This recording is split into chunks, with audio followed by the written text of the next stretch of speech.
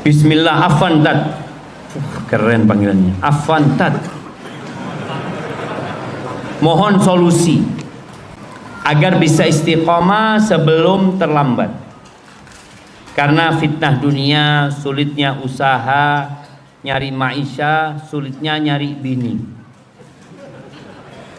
Ya, yang pertama kita itu harus berbaik sangka sama Allah Subhanahu wa ta'ala.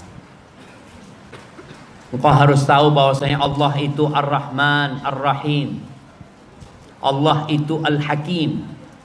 Pembagian tadi urusan maisha dalam kehidupan dunia ini adalah ujian dari Allah Subhanahu wa ta'ala untuk melihat engkau bersyukur atau bersabar. Jangan sampai orang ketika dikasih ujian kemudian dia terburu-buru untuk cepat kaya, terburu-buru untuk cari bini, dia menempuh jalan-jalan yang tidak sahih. Apa yang harus engkau lakukan? Jangan bergantung kepada siapapun kecuali kepada Allah Azza wa Jalla. Wa tawakkal 'alal hayy alladzi la yamut. Bertawakkallah engkau kepada yang maha hidup dan tidak mati. Serahkan sama Allah Subhanahu wa ta'ala. Tapi sebagian kita bergantung kepada orang tuanya, bergantung kepada saudaranya, bergantung kepada pekerjaannya, bergantung kepada warisannya, bergantung kepada rumah yang dia miliki, bergantung sama Allah Azza wa Jalla.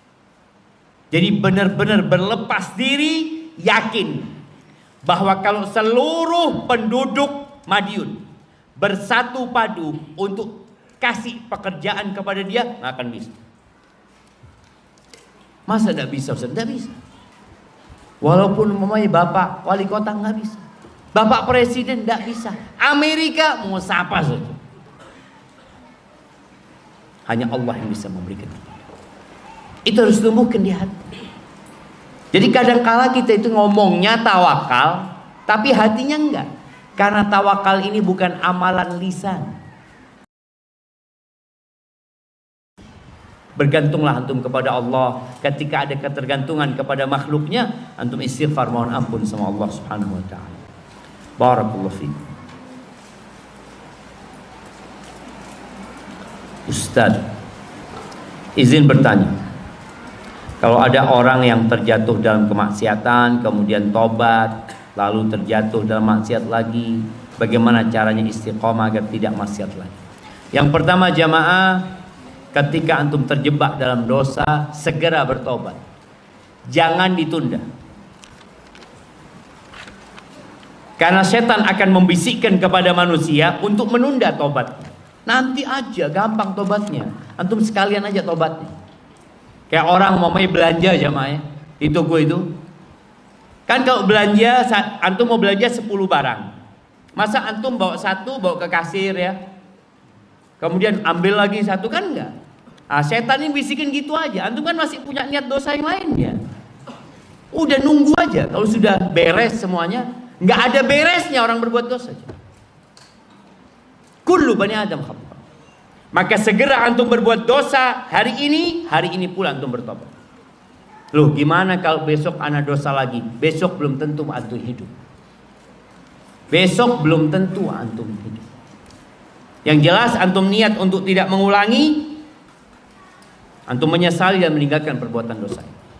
Kalau ada hubungan sama manusia, antum minta maaf. Kalau besok anda berbuat dosa lagi, tobat lagi.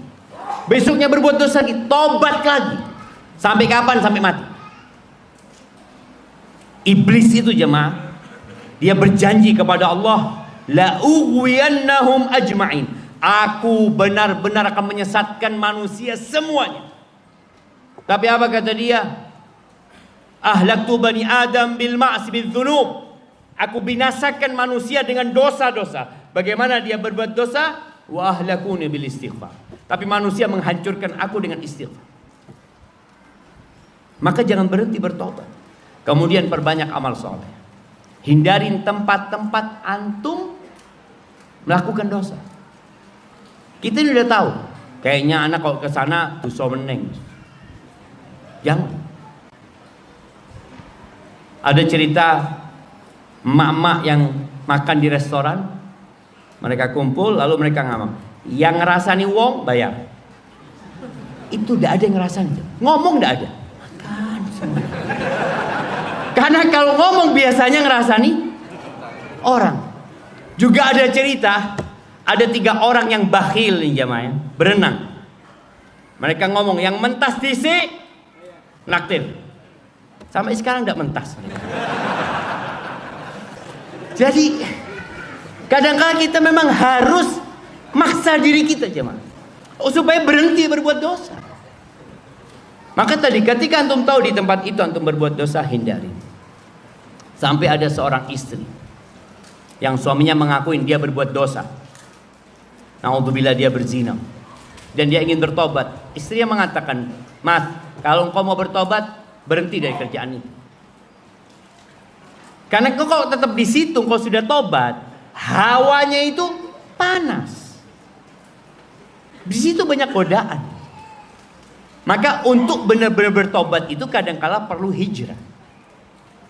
Ingat yang membunuh 100 orang? 99 plus 1. Apa kata orang alim itu? Enggak ada yang menghalangimu dari tobat. Tapi engkau itu tinggal di kampung yang jahat.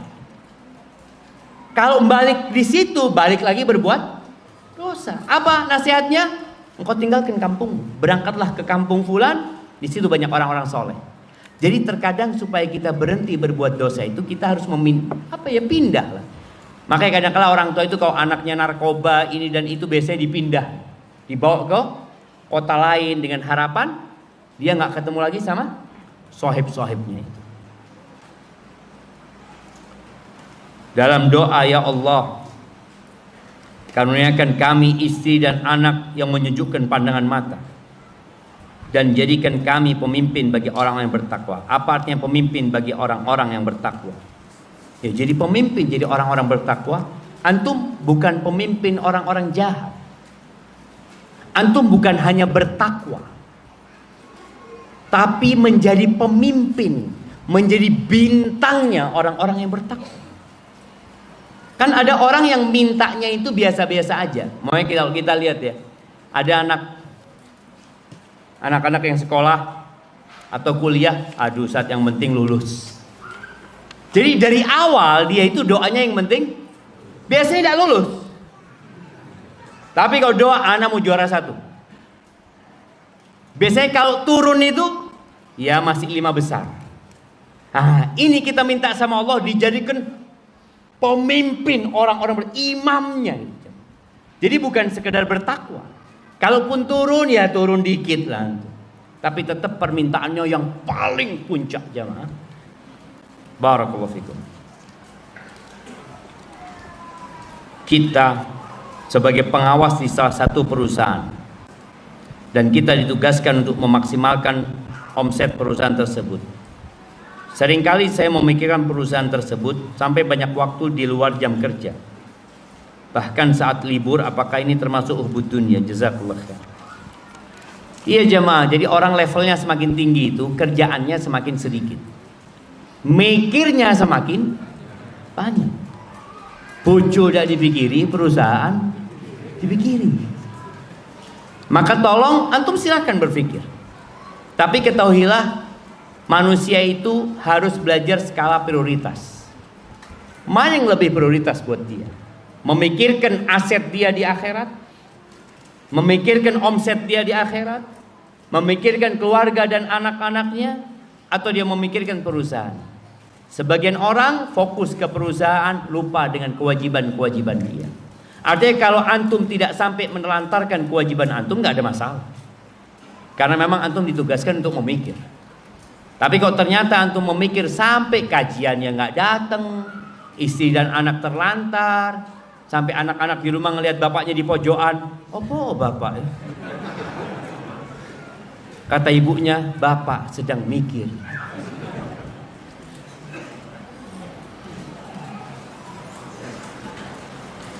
Bismillah, izin bertanya Ustaz. Mana izin minum dulu, bismillah.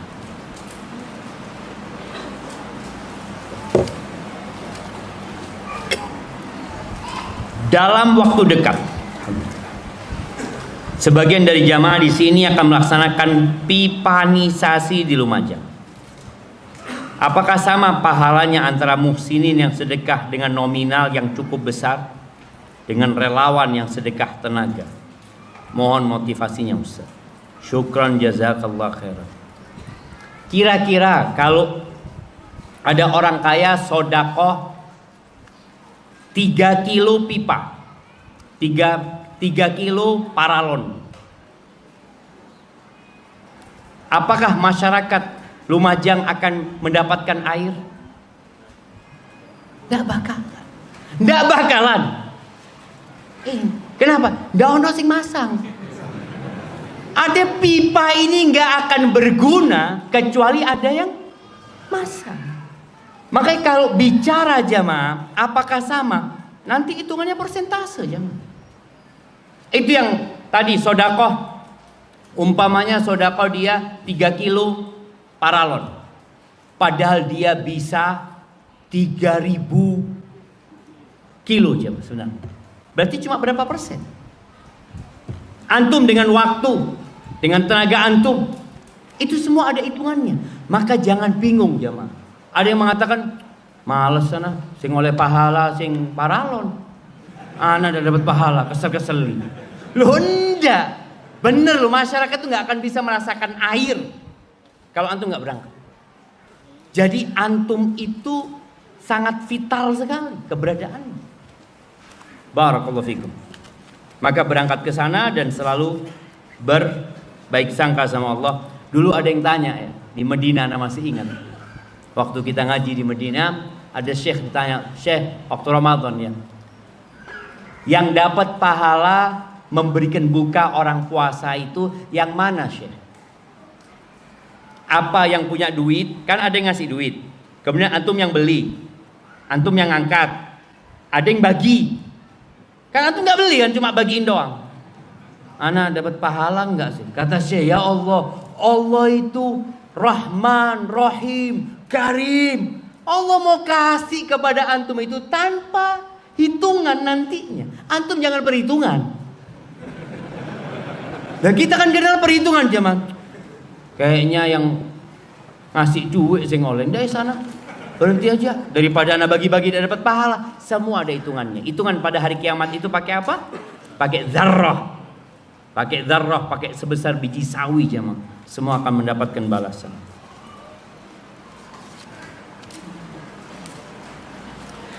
Sedekah yang paling utama itu ditujukan kepada siapa beserta urutannya. Jazakallah khair. Masya Allah jemaah. Nah, jadi kalau bicara sedekah, Allah Azza wa Jalla menceritakan dalam Al-Quranul Azim, "Yas'alunaka madza yunfiqun." Mereka bertanya kepadamu apa dan kepada siapa mereka berinfak. Kata Allah, "Qul ma anfaqtum min khairin falil walidain wal aqrabin wal yatama wal masakin." Katakan kepada mereka, apa yang kalian infakkan dari harta itu, maka yang paling pantas mendapatkan siapa? Kedua orang tua. Kemudian kerabat-kerabat. Kemudian orang miskin dan anak-anak yatim. Maka di sini hendalah antum perhatian sama orang tua antum. Cukupkan, senangkan orang tua antum. Kemudian kerabat. Karena ada sebagian orang yang baik banget sama orang lain, tapi sama kerabat sendiri enggak. Padahal seharusnya kerabat yang lebih diutamakan, baru keumuman kaum muslimin. Bagaimana memperbaiki niat yang telah lalu? Bukan diperbaiki jemaah, niat yang telah lalu, bertobat kepada Allah. Kalau antum dahulu niatnya riya, antum tahu, iya Ustaz, ana dulu niatnya itu supaya dilihat mertua, ternyata nggak jadi Ustaz. Calon mertua gitu kan. Bayangkan dia sudah nggak jadi dinikahkan sama anaknya mertua, wadah dapat pahala di sisi Allah Azza wa Jalla. Ini orang yang niatnya dunia bakal menyesal jemaah. Karena manusia tidak bisa memuaskan kita. Maka anda antum bertobat kepada Allah Azza wa Jalla atas apa yang antum lakukan kalau niatnya riya bukan untuk Allah Jalla Jalaluh. Barakallahu fikum. Kita, oh ini sudah terjemah. Ustaz, saya sudah keluar dari pekerjaan ribawi. Sampai sekarang belum mendapatkan pekerjaan. Apa yang harus saya lakukan, Ustaz? Insya Allah saat ini saya sudah istiqamah. Ahibati fillah,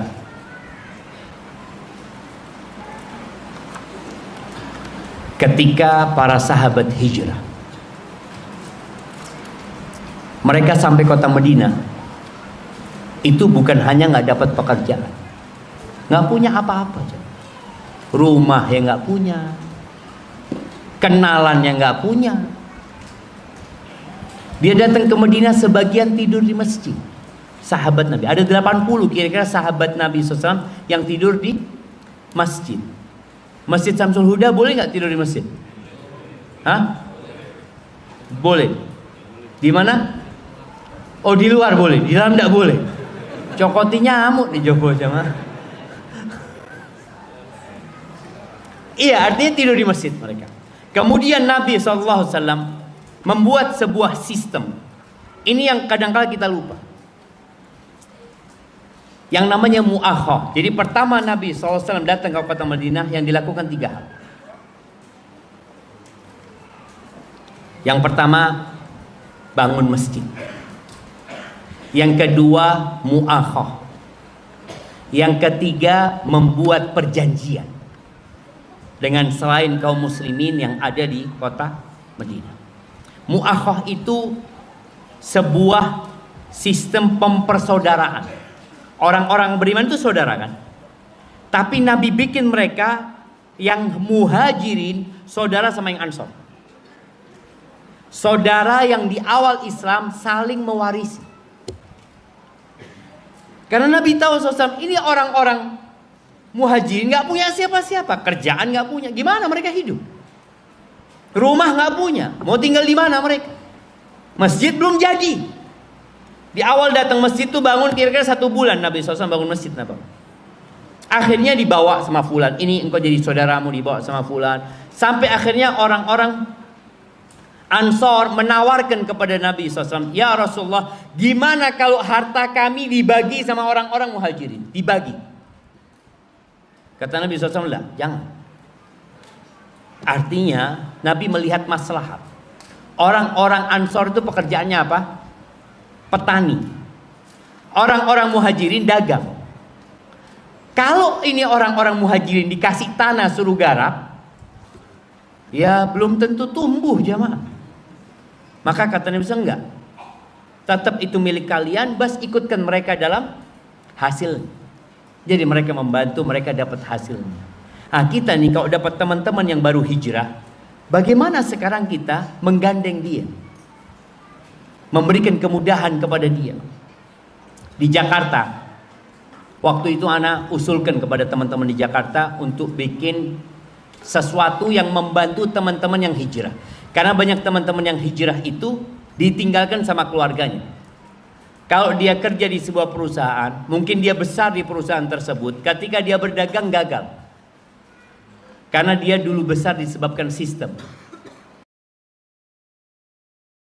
Pengalaman. Makanya teman-teman yang hijrah ini usahanya rata-rata herbal, madu herbal, terus bekam, terus ruqyah, baju koko. Dia pikir cuma itu pekerjaan, karena dia nggak paham. Ya Allah, maka di sini perlu pendampingan. Itu mu'akhah juga mendampingi. Jadi ini sahabat didampingi, bercocok tanam didampingi. Maka teman-teman di Jakarta akhirnya bikin dia namanya Tajir, ya, sebuah lembaga pendampingan, pelatihan. Karena kalau curhat sama ustadz, disuruh apa sama ustadz? Sabar. Lu mau ngomong apa ustadz? Ustadz mau ngajari dagang, nggak ngerti pisan ustadz. Jadi ustadz memberikan ilmu, ustadz memberikan motivasi, tapi harus ada yang lainnya yang menggarap ini jam. Bagaimana sekarang fulan? Gini antum kan baru keluar, antum nggak punya pengalaman. Yuk ikut yuk, belajar sama kita. Bagaimana berdagang? Maka banyak orang-orang yang sukses karena dagang bangkrut jemaah, habis semuanya. Karena boleh jadi memang tadi tidak ada pengalaman di sana. Maka antum bersabarlah, dan pintu rezeki itu bukan hanya berdoa. Bukan hanya antum bekerja, tapi berdoa juga, tawakal juga, istighfar juga, bertakwa juga. Ada banyak hal yang bisa antum kerjakan. Semoga Allah memberikan kemudahan kepada antum. Baik, pertanyaan terakhir. Oh ini. Dengan pekerjaan halal, sudah lama mengaji, namun merasa hidup ini tidak terlalu bermanfaat bagi sesama. Merasa minder dengan orang yang lebih soleh dan dermawan. Apa ada tips dari Ustaz? Syukran. Ahibati fillah. Ya, kalau kita lihat memberikan manfaat kepada orang lain. Nabi SAW pernah ditanya tentang khairun nas. Siapa orang yang paling dicintain Allah, yang paling baik? Man khairun nas, man ahabun nas ilallah. Kata Nabi SAW, orang yang paling baik, orang yang paling dicintai Allah adalah anfa'uhum linnas, orang yang paling bermanfaat buat orang lain. Nabi SAW memberikan arahan kepada seorang sahabat untuk bersedekah. Kalau nggak mampu, ya sudah, engkau berkata yang baik, engkau amar ma'ruf nahi mungkar. Kalau nggak mampu ya Rasulullah, kata dia, ya engkau bantu orang lain. Kalau dulu di desa, ana masih ingat ya, ana masih SD itu, ana sering bantu ibu-ibu yang jualan pakai disuwun tuh ya mah. Biasanya untuk naikkan itu dia butuh bantuan. Itu kata Nabi SAW, engkau bantu orang bawa barang nih, naikkan ke kudanya kau dulu. Kalau ini naikkan, sekedar itu kau dapat pahala sedekah gitu. Kalau nggak mampu ya Rasul, ya udah jangan ganggu orang lain. Ada sampai titik momen antum nggak bisa memberikan manfaat kepada orang lain, antum tidak mengganggu orang lain, itu sudah manfaat. Antum bisa lihat ya, kalau bicara kebaikan, pintu kebaikan itu banyak sekali. Pelacur ngasih minum seekor anjing, ya ampun, dosanya masuk surga. Seorang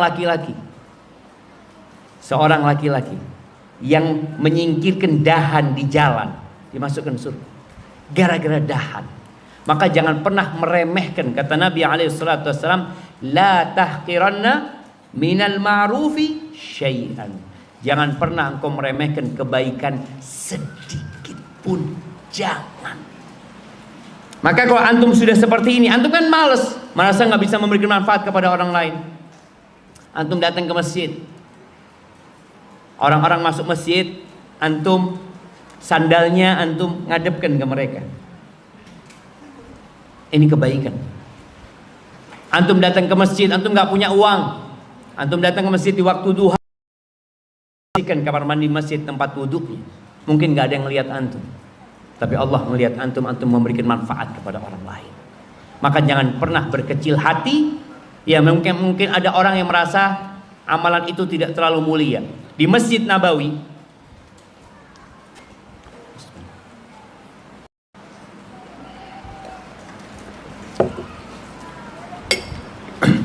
alhamdulillah, dulu ada seorang wanita yang kerjanya bersihkan masjid. Wanita hitam, disebutkan dalam beberapa riwayat. Dalam pandangan sahabat, ya pekerjaannya biasa aja. Meninggallah wanita ini di malam hari, radhiyallahu taala anha. Akhirnya para sahabat mengurusin jenazahnya, memandikan, mensolati, dikuburkan. Malam itu juga nggak ngomong sama Nabi SAW. Dapat berapa hari Nabi SAW kehilangan wanita itu. Mana fulana, kata dia. Matat ya Rasulullah, meninggal ya Rasulullah, kata dia. Meninggal, kata dia. Halla adzantumunani, kenapa kalian nggak ngasih tahu aku? Diam sahabat. Pikirnya Nabi mungkin nggak akan ingat sama perempuan itu. Ternyata Nabi mengingat. Akhirnya Nabi SAW minta ditunjukin, duluni ala qabriha, tunjukkan di mana kuburannya. Berangkat Nabi ke Baqi, jamaah. Ini orang sudah mati di kuburan. Nabi berdiri di hadapan kuburannya, sholat jenazah buat dia yang sudah ada di kuburan. Tadi mungkin sebagian orang berpikiran amalannya Cuma itu. Padahal yang dia bersihkan adalah rumah Allah Azza wa Jalla. Apa keutamaan memanah? Agar kami lebih semangat menjalankan olahraga sunnah. Ya, kalau bicara memanah ini, Allah Azza wa Jalla mengatakan wa a'iddu lahum mastata'tum min quwwatin wa min ribatil khair. Kata Allah, persiapkan untuk menghadapi musuh-musuh kalian itu dengan segala bentuk kekuatan. Di antara tafsir kekuatan itu, ala innal quwwatar rami. Kekuatan itu adalah memanah. Kekuatan itu adalah memanah. Maka Nabi alaihissalatu wassalam sangat senang sekali ketika melihat para sahabatnya latihan memanah. Bahkan Nabi ikut bersama mereka, memberikan motivasi kepada mereka untuk memanah tersebut. Tapi bukan hanya memanah, jemaah. Boleh jadi menembak pun itu termasuk besar. Kalau memanah itu orang bisa dengan apa saja dia bikin nantinya. Tapi kalau nembak, jadi ketika ada orang memain, apa niat dia? Ketika niatnya adalah untuk menjaga apabila ada panggilan untuk membela agama Allah Azza wa Jalla, dia sudah siap. Jadi seorang muslim itu hendaklah di hatinya selalu ada keinginan untuk berjihad di jalan Allah Azza wa Jalla.